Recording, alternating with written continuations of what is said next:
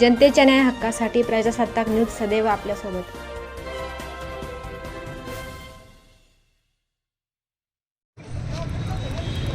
कोणाचं ज्याचं नशीब चांगलं असं तिथून वाचतात, परंतु बिचारा एका पोरगा गावातून घेऊन गेला, 6 वर्षाचा पोरगा. आणि जर या प्रशासनाला जर एवढी काळजी नसावी तरी तो एकही माणूस घालणार नाही. आणि डीवायएसपी साहेब जाऊन सांगा त्या प्रांत अधिकाऱ्यांना ही पद्धत चालत नाही.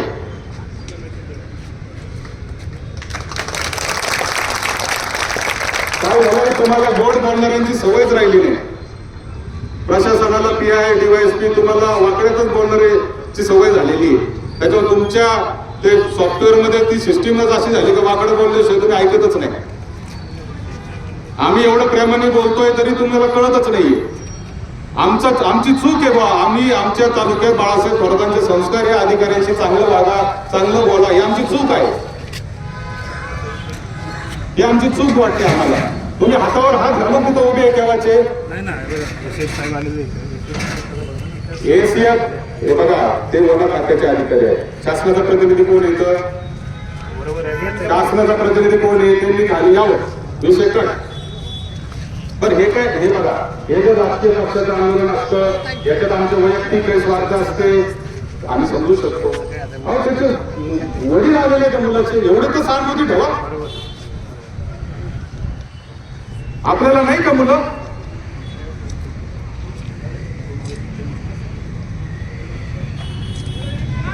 कायदा व सुव्यवस्था सांभाळणं ही पोलिसांची जबाबदारी आहे, प्रांत अधिकाऱ्यांची नसेल तरी. तुम्ही सांगा त्यांना, उद्या कायदा व सुव्यवस्था जर सगळे जण आज जर घुसले मग काय करणार?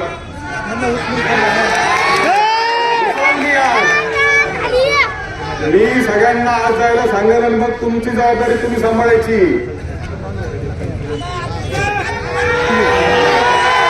इलेक्शनचा ह्याचा काही संबंध नाही. असेल इलेक्शनचा संबंध असेल तर लेखी द्यावं का आचारसंहिता भंग आहे, मी तुम्हाला सांगतो, मी सोडून देऊ विषय. लेखी द्यायचं पण आम्हाला.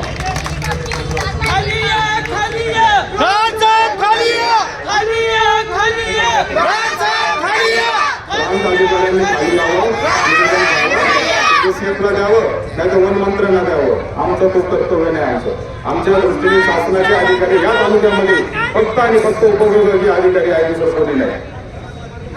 आणि इथं जर उद्या कायदा व सुव्यवस्थेची परिस्थिती निर्माण झाली तर त्याची सर्वस्व जबाबदारी ही पोलिसांचे प्रमुख म्हणून तुमची नाही. त्यामुळे सगळ्यांनी खाली बसून घ्या, वरती बसून घ्या.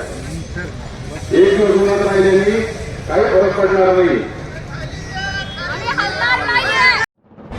आपल्या परिसरातील ताज्या घडामोडी पाहण्यासाठी आजच प्रजासत्ताक न्यूज 24 ला सबस्क्राईब करा आणि रहा अपडेट. तसेच लाईक अँड शेअर करायला विसरू नका. प्रजासत्ताक न्यूज सदैव आपल्यासोबत.